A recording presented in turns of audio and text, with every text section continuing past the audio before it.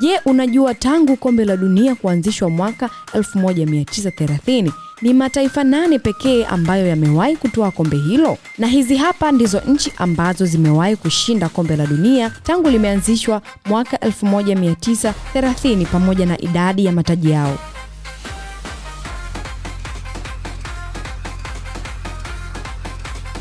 Tukianza na Brazil.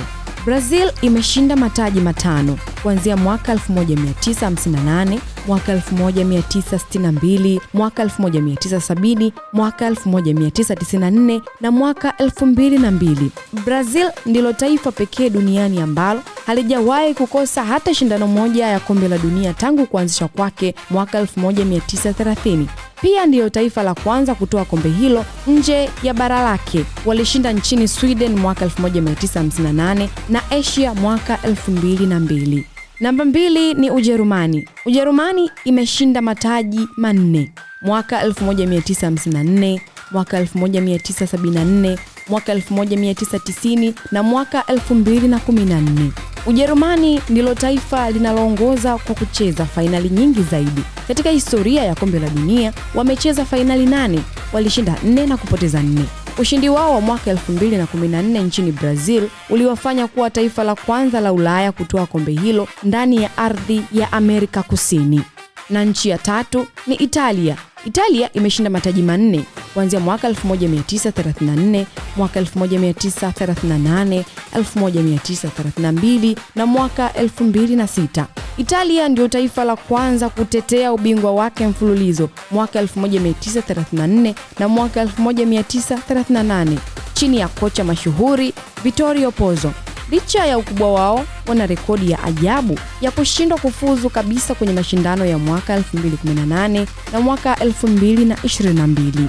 Nchi ya 4 ni Argentina. Argentina ina mataji 3 kuanzia mwaka 1978, 1986 na mwaka 2022.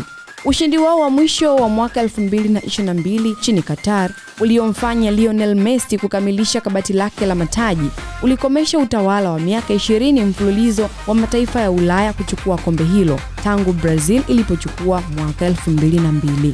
Na namba 5 ni Ufaransa. Ufaransa imeshinda mataji 2 mwaka 1998 na mwaka 2012. Nembo ya soka la Ufaransa, Didier Deschamps, ameweka historia ya kushinda kombe hilo akiwa kama nahodha wa timu mwaka 1998 na baadaye akiwa kama kocha mkuu mwaka 2018. Rekodi inayoshikiliwa na watu 3 tu duniani.